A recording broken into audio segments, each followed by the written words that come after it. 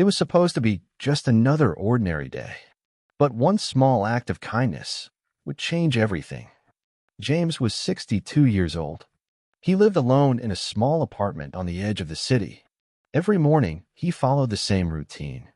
Wake up, make coffee, sit by the window, watch the world move on without him. He wasn't unhappy, but life had become quiet, predictable, empty in a way he couldn't explain. Since his wife passed away 3 years ago, things just weren't the same. One rainy afternoon, everything changed.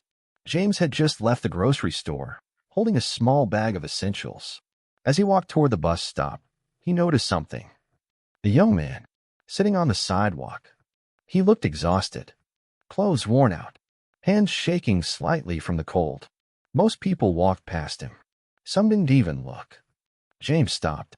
He hesitated for a moment, then walked closer.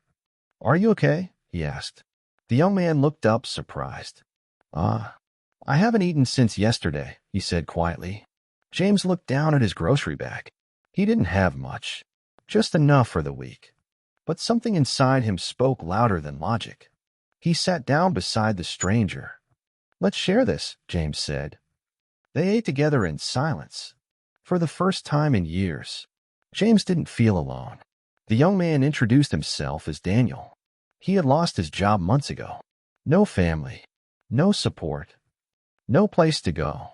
James listened carefully, not judging, not interrupting, just listening. And somehow, that simple conversation meant everything. Before leaving, James reached into his pocket. He handed Daniel a small amount of money. "It's not much, but it might help," he said. Daniel looked at him with disbelief. "Why would you help me?" he asked. James smiled. "Because someday someone helped me too." Days turned into weeks.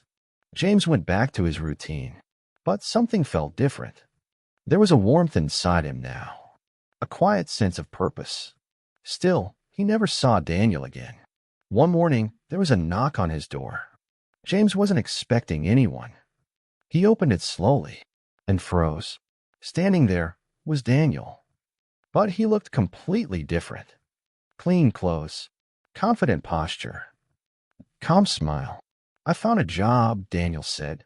"I just needed one chance, and you gave it to me." James couldn't believe it. But Daniel wasn't finished. "I never forgot what you did," he continued. "And I want to return the favor." Daniel had started working for a small company. Weeks later, he helped James too.